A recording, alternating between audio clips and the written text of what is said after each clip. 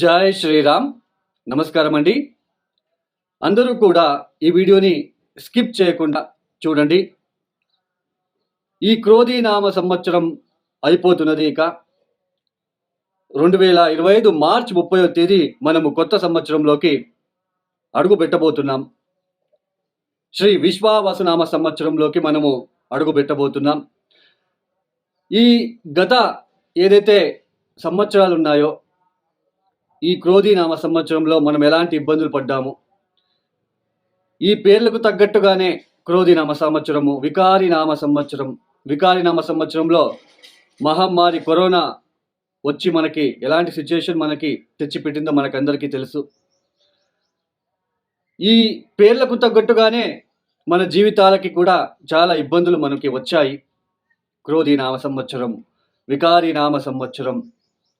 ఈ క్రోధీనామ సంవత్సరంలో మనము అబ్జర్వ్ చేసే ఉంటాం, ఎక్కువ క్రోధంతో అటు సామాజిక పరంగా ఇటు రాజకీయ పరంగా అన్ని రంగాల వాళ్ళలోనూ కొన్ని ఇబ్బందులు తీసుకువచ్చి పెట్టింది ఈ క్రోధీనామ సంవత్సరం.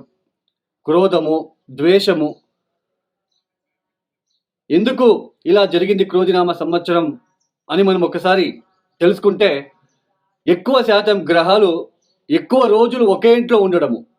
ఒక 22-23 రోజుల్లో మారబోయే బుధుడు 60 రోజుల పాటు ఒకే ఇంట్లో ఉండడము. తర్వాత కుజుడు 45 రోజులకి ఒకసారి మారే కుజుడు కూడా 6 మాసాల పాటు స్తంభించి ఉండడము. గురు వక్రి, శని వక్రి, శుక్రుడు వక్రి, ఉచ్చస్థానంలో వక్రించి ఎక్కువ రోజులు ఎక్కువ కాలం ఉండడం లాంటివి. సో ఇవన్నీ కూడా వక్రగతి పొందిన గ్రహాలు మనకి ముందుకు వెళ్ళడానికి వదలకుండా వెనక్కి వెళ్ళడము, ఎక్కువ ఇబ్బందులు మనము పడి ఉన్నాం. అయితే శ్రీ విశ్వావసునామ సంవత్సరం మనకు పేరు మనకి ఆల్రెడీ మనకి చెప్పబోతున్నది. ప్రజల్లో ఒక విశ్వాసంతో, ఒక శాంతి సౌహార్దంతో అందరూ కలిసిమెలిసి వెళ్తారు ఈ సంవత్సరం అనే ఒక హోప్ అయితే నాకు ఉన్నది. అటు రాజకీయ పరంగా కావచ్చు, సామాజిక పరంగా కావచ్చు, తర్వాత ఏదైనా కానీ పెద్ద పెద్ద బిజినెస్ వేత్తలు కావచ్చు, బిజినెస్ విషయాల్లో, ఉద్యోగం విషయాలలో కావచ్చు, ఇలా ప్రతి ఒక్క విషయాలలో శ్రీ విశ్వావసునామ సంవత్సరం అందరికీ మంచి చేస్తుందని, మంచి చేయాలని మనం కోరుకుందాం. అయితే ఈ ఒక ఏదైతే శ్రీ విశ్వావసునామ సంవత్సరంలో 12 రాశుల వాళ్ళకి ఎలాంటి ఫలితాలు రాబోతున్నాయో తెలుసుకుందాం. దానికన్నా ముందు ఒక 2-3 నిమిషాల పాటు మీకు కొన్ని లాజిక్గా కొన్ని విషయాలని మీకు చెప్పబోతున్నాను. సోది అని అనుకోవద్దండి. సో అందరికీ కూడా అర్థం అవ్వాలి, అర్థం చేసుకోవాలి అనే ఉద్దేశంతోనే నేను ఇక్కడ చెప్పడం జరుగుతున్నది. ఈ గ్రహ సంచారం ఈ సంవత్సరం కనుక చూసుకున్నట్లయితే మార్చ్ 29వ తేదీ నుంచి శని గ్రహ మార్పు అనేది జరగబోతున్నది. శని కుంభరాశిని వదిలి మీనరాశికి వెళ్ళి సంచారాన్ని ప్రారంభం చేస్తున్నారు. గురువు గారు మే 13వ తేదీ నుంచి ఆయన మిథున రాశికి వెళ్ళి సంచారాన్ని ప్రారంభం చేస్తున్నారు.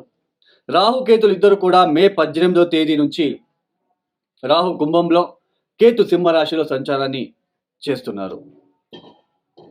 ఇక్కడ మనకి చాలామందికి ఏంటి అంటే, ఈ ఏళ్ళనాటి శని, అష్టమ శని, పంచమ శని, అర్ధాష్టమ శని అనగానే భయపడుతూ ఉంటారు.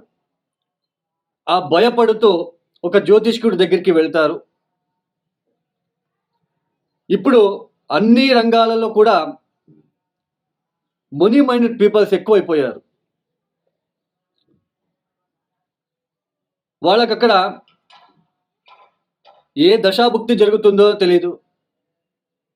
అష్టకవర్గ బిందులు శని ఎన్ని ఇచ్చాడు, గురు ఎన్ని ఇచ్చాడు. ఇప్పుడు మిథున రాశికి గురు వెళ్తున్నాడు, అష్టకవర్గ బిందులు ఎన్ని ఇచ్చాడు. శని మీనరాశికి వెళ్తున్నాడు, మీ జన్మజాతకంలో శని ఎన్ని బిందువులు ఇచ్చాడు. దశా పీరియడ్ ఏది జరుగుతుంది, ఎవరికి ఈ ఏళ్ళనాటి శని, అష్టమ శని, పంచమ శని ఎక్కువ ఇబ్బంది పెడుతుంది, ఇవి అస్సలు తెలుసుకో. ఇవన్నీ పక్కన పెట్టేసి ఈ ఏళ్ళనాటి శని జరుగుతూ ఉంటుంది. ఒక వ్యక్తి జ్యోతిష్కుడి దగ్గరికి వెళ్తాడు. ఆ జ్యోతిష్కుడు శని గ్రహానికి సంబంధించిన నీలమణిని సజెషన్ ఇస్తున్నారు, ఉంగరం పెట్టుకోండి అని.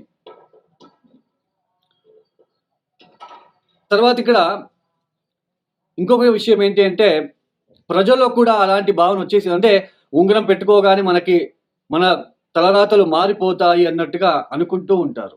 కానీ అక్కడ వాళ్ళకి తెలీదు, యాక్చువల్లీ శని వచ్చినదే మనకి పాఠాలు నేర్పించడానికి, నష్టం చేయడానికి అనేది ప్రజల్లో తెలియదు.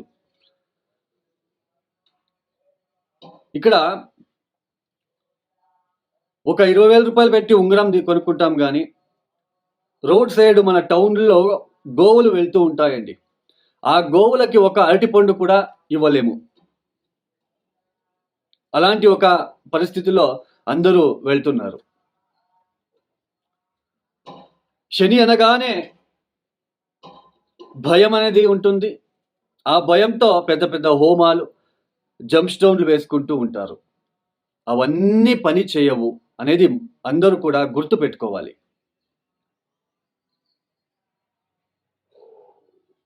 తొందరగా ఉద్యోగం రావాలి, ఉంగరం పెట్టుకోండి. ఉంగరానికి ఉద్యోగానికి సంబంధం ఏంటి అండి? మీ జన్మజాతకంలో దశమాధిపతి ఎక్కడున్నాడు?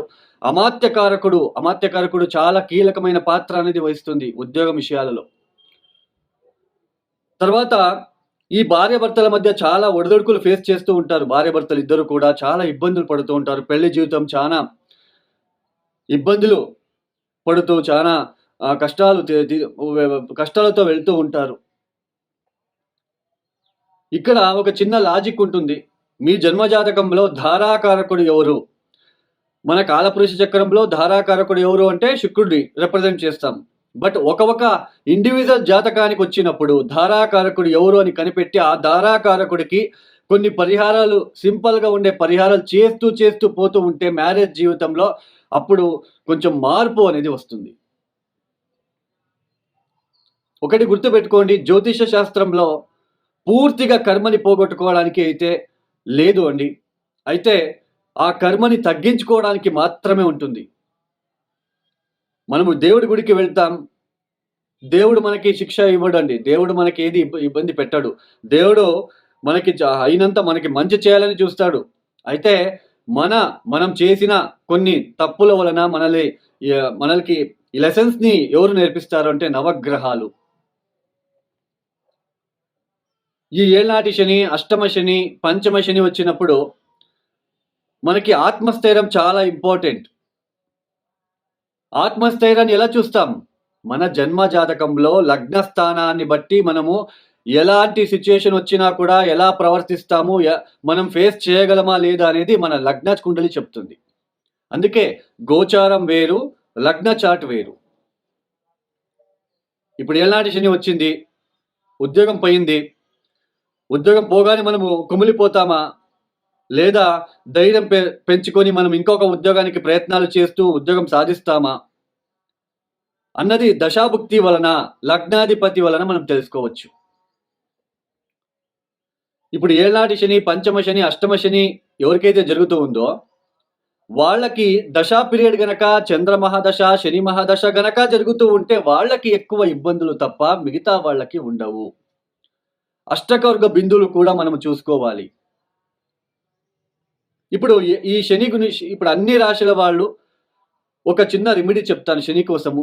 మీరు ఆ పరిహారాన్ని చేసుకోండి. 16 శనివారాలు ఈ బెల్లం నీళ్లు కలిపిన, ఏదైతే నీళ్లలో బెల్లం కలిపి ఆ నీళ్లతో గోధుమ పిండి తడిపి చిన్న చిన్న ఉంటలు చేయాలి. 8 ఉంటలు లేదా 16 లేదా 17 ఉంటలు చేసుకొని ఆ ఉంటలు చేసేటప్పుడు శం శనేశ్చరాయ నమః, శం శనేశ్చరాయ నమః, శం శనేశ్చరాయ నమః అనే ఒక మంత్రాన్ని పఠిస్తూ ఆ ఉంటలు చేసి టెరెస్ మీద కానీ కాంపౌండ్ మీద కానీ పెట్టండి 16 శనివారాలు. ఇది చేసి చూడండి, మీకు అర్థమవుతుంది. అవి పక్షులు తింటాయో, కాకులు తింటాయో, ఎలుకలు తింటాయో తెలియదండి. బట్ అది చేసి చూడండి. ప్లస్ ఇంకొక పరిహారం ఏంటి అంటే, తమిళనాడు దగ్గర పాండిచేరి మధ్యలో తిరువనెల్లూరు అని ఒక క్షేత్రం ఉంది, శని క్షేత్రం. అక్కడికి వెళ్ళి తగిన అభిషేకాలు, తైలాభిషేకం లాంటివి రావడానికి మాత్రమే ప్రయత్నం చేయండి. ఈ ఏళ్నాటి శని, పంచమ శని, అష్టమ శని వచ్చినప్పుడు శని మంత్రాలు కూడా చదువుకోరాదు అని నేను సజెషన్ ఇస్తానండి. ఎందుకంటే శని బలహీనపడి అక్కడ మనకి కర్మానుసారంగా మనకి ఇబ్బంది పెట్టడానికి వస్తూ ఉన్నాడు. మనము ఆయన నుంచి తప్పించుకోవాలి. తర్వాత ఆయన్ని ప్రసన్నం చేసుకోవాలి. అలాంటి పరిహారాలే మనం పాటించాలి. కాలభైరవేశ్వర గాయత్రి మంత్రం వస్తుంది, శివ పంచాక్షరి మంత్రం వస్తుంది. వృద్ధులకి సహాయ సహకారాలని అందించండి. తర్వాత గాడ్రేజ్, బీర్వాల్ లాంటివి దానాలు ఇవ్వండి. ఏదైనా అనాథాశ్రమాలు, వృద్ధాశ్రమాలకి డొనేషన్ ఇవ్వండి. శని నుంచి తప్పించుకోవాలనే ఒక తపనతో సామూహికంగా హోమాలు, పెద్ద పెద్ద హోమాలు, జంప్ స్టోన్లు ఇవన్నీ పని చేయవు. బాగా గుర్తుపెట్టుకోండి. పరిహారాలు అనగానే ఇవి కాదండి, వందల కొద్ది సింపుల్ రెమెడీస్ ఉన్నాయి. చాలా సులభమైన పరిహారాలు ఉన్నాయి. అవి చేస్తే చాలు. ఫర్ ఎగ్జాంపుల్, ఒక 108 రోజులు సాయంత్రం పూట ప్రదోష కాలంలో ఒక నువ్వుల ఒత్తి వెలిగించి శివ పంచాక్షరి మంత్రం 1000 సార్లుకి తక్కువగా చదువుకోకుండా ఒక 1000 సార్లు పైన చదువుకొని రండి. ఒక 108 రోజులు వరసన చేయండి చాలు. ఎంత పాజిటివ్ ఎనర్జీ వస్తుందో చూడండి. సో గోచారం వేరు, మనకి జన్మ జాతకం వేరు. గోచారంలో శని బలము, ఇట్లా శని, ఏళ్ళనాటి శని, పంచమ శని, అష్టమ శని వచ్చినప్పుడు, మనకి ఇబ్బంది పెట్టడానికి వచ్చినప్పుడు మనం ఎలా రియాక్ట్ అవుతాం, మనం ఎలా ఫేస్ చేస్తాము, మనం ఫేస్ చేయగలమా అని ఎక్కడ చూస్తాం, ఎలా చూస్తామంటే మీ జన్మ జాతకంలో లగ్న కుండలి బట్టి, దశా పీరియడ్ బట్టి చూస్తాం. సో ఇది అందరికీ అర్థం అవ్వాలనే ఒక ఉద్దేశంతో మీకు చెప్పడం జరిగింది. ఇక ఇండివిజువల్ రాశికి ఫలితాలు ఏదైతే చెప్పడం జరుగుతున్నదో, తర్వాత పరిహారాలు ఏదైతే నేను చెప్తున్నానో వాటిని మీరు పాటించుకుంటూ వెళ్ళండి. ఈ శనికి సంబంధించిన పరిహారాలు ఏదైతే బెల్లం నీళ్లు, గోధుమ పిండి మిక్స్ చేసి ఉంటలు చేసి 16 శనివారాలు టెరెస్ మీద పెట్టమని చెప్పాను. తర్వాత తిరువనెల్లూరు క్షేత్రానికి ఒకసారి వెళ్ళి రండి. ఫిబ్రవరి, మార్చ్, ఏప్రిల్, మే, జూన్, జూలై ఈ టైంలో మీకు ఎప్పుడైతే అప్పుడు ఒకసారి వెళ్ళి ఆయన్ని చూసుకొని దర్శనం చేసుకొని రండి. అంతే తప్ప ఈ ఏళ్ళనాటి శని, పంచమ శని, అష్టమ శని వచ్చినప్పుడు నేను చెప్పేది ఏంటి అంటే శని మంత్రం చదువుకోవద్దు. దాని బదులుగా శివ పంచాక్షరి మంత్రాన్ని చదువుకోండి. మనకి ఇబ్బంది పెట్టడానికి వచ్చి ఉన్నాడు కాబట్టి ఆయనకి ఒకసారి పెద్దగా ఏదైనా క్షేత్రానికి వెళ్ళి, ఆయనకు సంబంధించిన క్షేత్రానికి వెళ్ళి తైలాభిషేకం లాంటివి చేయించుకొని వచ్చిన తర్వాత మీరు ప్రతిరోజు శివ పంచాక్షరి మంత్రము ఇలాంటివి చేసుకుంటూ వెళ్ళండి. ఖచ్చితంగా రిలీఫ్ అనేది వస్తుంది. తర్వాత ఇంకా కొంతమంది ఏం చేస్తుంటారు అంటే నవగ్రహాలు ఎక్కడ ఉంటారో అక్కడ వెళ్ళి శనిని తాకి మీరే ఆ తైలాభిషేకం చేస్తూ ఉంటారు. అలా చేయకండి. బ్రాహ్మణుడితో చేపించాలి, పంతులతో చేపించాలి. పంతులని అయ్యా ఒక రిక్వెస్ట్ రూపంలో అడిగించి చేపించుకోండి, మీరు చేయకండి. సో మీకు అర్థమైంది అని భావిస్తున్నాను. ఇక ద్వాదశ రాశి వాళ్ళకి ఒక్కొక్క రాశి గురించి నేను ఎక్స్ప్లెయిన్ చేసి రెమెడీస్ ఇస్తాను, అవి చేసుకుంటూ వెళ్ళండి. అలాగే ఎవరికైనా పర్సనల్ ఆస్ట్రాలజీ కన్సల్టేషన్ కావాలనుకున్న వాళ్ళు డిస్ప్లే అవుతున్న నంబర్కి మీరు నేరుగా కాల్ చేయండి. మీరు ప్రాబ్లమ్స్ ఏమీ చెప్పుకోరాదు నా దగ్గర. నాకు కావాల్సింది డేట్ ఆఫ్ బర్త్, టైమింగ్స్, ఎక్కడ పుట్టారో మాత్రమే కావాలి.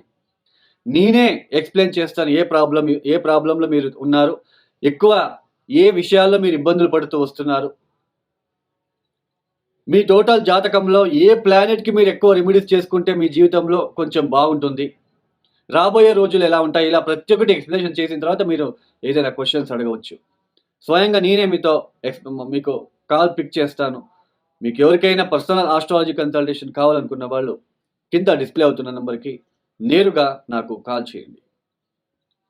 ఇక ద్వాదశ రాశిల వాళ్ళకి ఎలాంటి ఫలితాలు ఉన్నాయో ఒక్కొక్క రాశి గురించి మనము చూసుకుంటూ వెళ్దాం.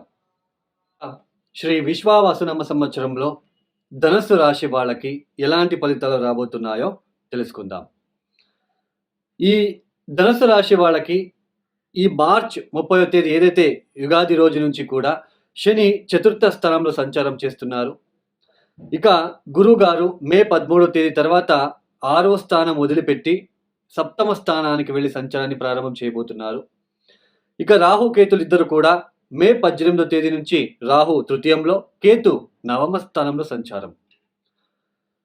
ఈ గ్రహ సంచారం రీత్యా దాదాపు ఏప్రిల్ మాసమంతా కూడా ఈ ధనుసు రాశి వాళ్ళకి మానసిక పరమైన ఇబ్బందులు ఎక్కువగా ఉంటాయి. అర్ధాష్టమ శని అంటాం. స్థాన సంచారము అంటే స్థాన చలనము ఎక్కువగా ఉంటుంది. అంటే ఇప్పుడు ఉన్న ఇంట్లో నుంచి ఇంకొక ఇంటికి వెళ్ళి మారడము, అద్దె ఇంట్లో ఉండే వాళ్ళకి అర్థమవుతుంది. సో వాళ్ళు ఏదైనా స్థాన సంచారం ఎక్కువగా ఉంటుంది. అంటే ఈ ఇల్లు నుంచి ఇంకో ఇంటికి మారే ఆస్కారాలు ఉంటాయి. ఉద్యోగం విషయంలో ఒత్తిడులు, ఉద్యోగం వెళ్ళిపోతుందేమో అనే ఒక భయం కూడా ఏర్పడుతూ ఉంటుంది ఈ యొక్క సమయంలో. ఏప్రిల్ మాసంలో ఎక్కువ ఉంటుంది నెగిటివిటీ అనేది, ఎక్కువగా వీళ్ళు చూస్తారు. మానసిక పరంగా ఇబ్బందులు, తల్లికి ఆరోగ్య సమస్యలు, ఆస్తికి సంబంధించిన విషయాల్లో ఇబ్బందులు ఎదుర్కోవాల్సిన ప్రమేయం కూడా ఉంటుంది ఈ యొక్క సమయంలో.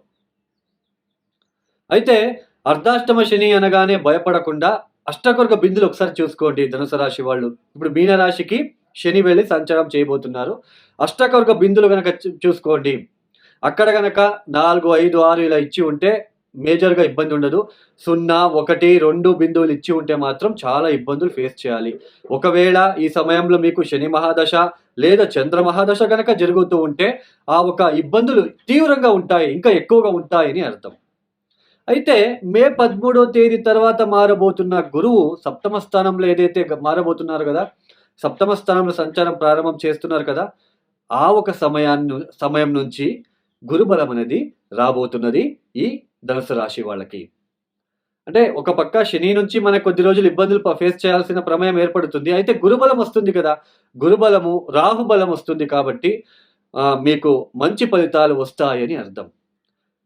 తర్వాత ఇక్కడ ఇన్ని రోజులు కనుక హస్బెండ్ అండ్ వైఫ్ మధ్య ఈ సపరేషన్ లాగా జరిగి ఉంటే ఇక మీద వాళ్ళు కలుసుకునే ఆస్కారాలు ఉంటాయి, కలుసుకునే అవకాశాలు కూడా వస్తాయి. ఇక మే 13వ తేదీ తర్వాత వివాహం కాని వాళ్ళకి కూడా పెళ్లి సంబంధాలు వచ్చే సూచనలు, పెళ్లి జరిగే సూచనలు కూడా ఈ సమయంలో మీరు చూడవచ్చు. తర్వాత ఎన్నడూ లేనంత కాన్ఫిడెన్స్ పెరుగుతుంది మీకు. యాక్చువల్లీ సెల్ఫ్ కాన్ఫిడెన్స్ చాలా ఇంపార్టెంట్ అండి. మనకి ఇట్లా అర్ధాష్టమ శని, పంచమ శని, ఏళ్ళనాటి శని వచ్చినప్పుడు మనలో ఎంత ఆత్మవిశ్వాసం ఉంటుందో అంత మనము ఫేస్ చేయగలుగుతాం. ఆత్మవిశ్వాసమే లేనప్పుడు చాలా ఇబ్బందులు పడాలి. మనమే డిగ్రేడ్ చేసుకుంటూ వెళ్తే బాగుండదు. సో ఆత్మవిశ్వాసం చాలా ఇంపార్టెంట్.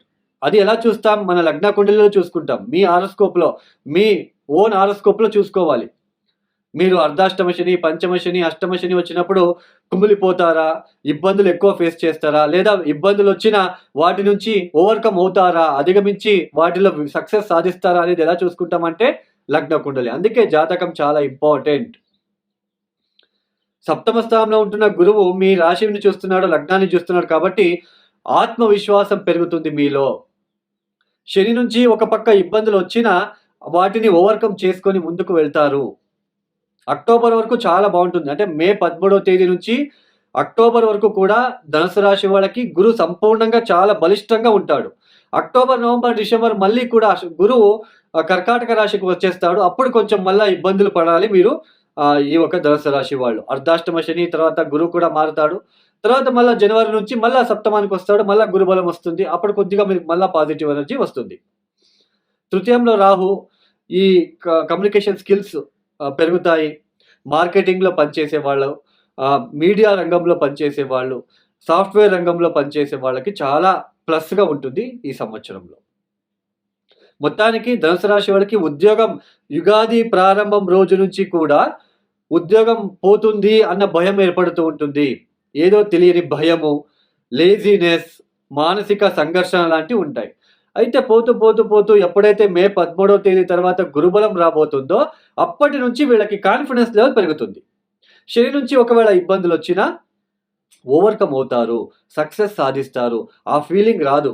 శని నుంచి ఇబ్బందులు వచ్చినా ఈ గురుబలం ఉంటుంది కాబట్టి అవి మీ పైన పెద్దగా రావు. వచ్చినా అక్కడికక్కడే మీరు సార్ట్ అవుట్ చేసుకొని వెళ్ళిపోతూ ఉంటారు. ఈ సమయంలో గృహ బదిలీలు ఉన్నాయి. కొంచెం జాబ్ బదిలీలు కొంచెం మే తర్వాత కావాలంటే చూసుకోండి. బట్ ఏప్రిల్‌లో మాత్రం అనవసరంగా జాబ్ వదలకండి. అర్థం చేసుకోండి. సో, మీ జాబ్‌కి కొంచెం జాగ్రత్తగా మీరు చూసుకుంటూ వెళ్ళండి. ఈ సమయంలో జాబ్ పోతుందేమో అనే భయము, గృహంలో ఒత్తిడిలు, తల్లికి ఆరోగ్య భంగాలు, ఆరోగ్యంలో ఇబ్బందులు, వాళ్ళకేదైనా ఇబ్బందులొచ్చే సూచనలు. తర్వాత వెహికల్ రిలేటెడ్ కూడా మీరు ప్రాబ్లమ్ ఫేస్ చేయాలి. వెహికల్ రిలేటెడ్ అంటే ఏంటి? మీరు కార్‌లో వెళ్తూ ఉంటారు. వెళ్తూనే ఆహ్, బండి ట్రబుల్ ఇవ్వడము, లేదా మీ ఫ్రెండ్ వచ్చి మిమ్మల్ని బండి ఇవ్వ ఇవ్వ ఇవ్వరా అని అడుగుతాడు. మీరిచ్చేస్తారు. అతను ఎక్కడికో వెళ్లి యాక్సిడెంట్ చేసుకొని వస్తాడు. అక్కడ బండి డ్యామేజ్ గదా! అంటే వాహనానికి సంబంధించిన విషయాల్లో మీరు ఇబ్బందులు పడాల్సిన ప్రమేయం ఈ సమయంలో ఏర్పడుతూ ఉంటుంది అని అర్థం. మొత్తానికి ధనుసు రాశి వాళ్ళు అర్ధాష్టమ శని అని మీరు ఫీల్ అవ్వకుండా అక్కడ అష్టకొర్గ బిందువులు చూసుకోవాలి. ఆ శని ఎన్ని ఇచ్చాడో, తర్వాత అక్కడ శనికి శత్రుగ్రహాలు ఏమైనా ఉన్నాయా? సూర్యుడో, కుజుడో అట్లా ఉంటే ఇంకా ఇబ్బందులుంటాయి. దశాభుక్తి చూసుకోండి. అలాగే ఏ దశాభుక్తి జరుగుతా ఉంది అది కూడా మీరు చూసుకోవడానికి ప్రయత్నాలు చేసుకోండి. అనవసరంగా భయపడకండి. ఈ సమయంలో నిత్యం కాలభైరవేశ్వర గాయత్రి మంత్రం ప్రదోష కాలంలో శివుడి ఆలయానికి వెళ్ళి నువ్వుల ఒత్తులు వెలిగించి శివ పంచాక్షరి మంత్రం చదువుకోవడము, నల్ల నువ్వుల నూనెతో శివుడికి త్రయోదశి రోజు అభిషేకాలు లాంటివి చేసుకోవడము, శనివారము నువ్వులు ప్లస్ బెల్లం కలిపిన ఉంటలని ఆవులకి తినిపించడము, వృద్ధాశ్రమాలకి గాడ్రేజ్ బీర్వా లాంటివి డొనేషన్ ఇవ్వడానికి మీరు ప్రయత్నాలు చేసుకోండి. నీలమణి వేసుకోకండి. ఈ సమయంలో శనికి సంబంధించిన మంత్రాలు కూడా చదువుకోకండి. ఓన్లీ కాలభైరవేశ్వర గాయత్రి మంత్రం, శివుడికి సంబంధించిన శివ పంచాక్షరి మంత్రం, శనిని ప్రసన్నం చేసుకోవాలంటే వృద్ధులకి సహాయం చేయండి. గాడ్రేజ్ బీరువా లాంటివి డొనేషన్ ఇవ్వండి. కాకులకి ఫీడ్ చేయండి. తర్వాత వీలైతే ఈ సమయంలో మీరు తిరువనెల్లూరు శని క్షేత్రానికి వెళ్ళి అభిషేకాలు చేయించుకొని వచ్చేయండి. తర్వాత ఈ ఒక నవమ స్థానంలో ఉంటున్న కేతు వలన ఇబ్బందులు రాకుండా ఉండడానికి మీరు ప్రతిరోజు ఏ పనికైనా వెళ్ళండి. గణపతిని దర్శనం చేసుకొని వెళ్ళడానికి ప్రయత్నం చేయండి. ఈ ఒక వీడియో మీకు నచ్చితే లైక్ చేయండి, షేర్ చేయండి, సబ్స్క్రైబ్ చేసుకోండి. సర్వే జన సుఖినో భవంతు. ధన్యవాదములు. జై శ్రీరామ్.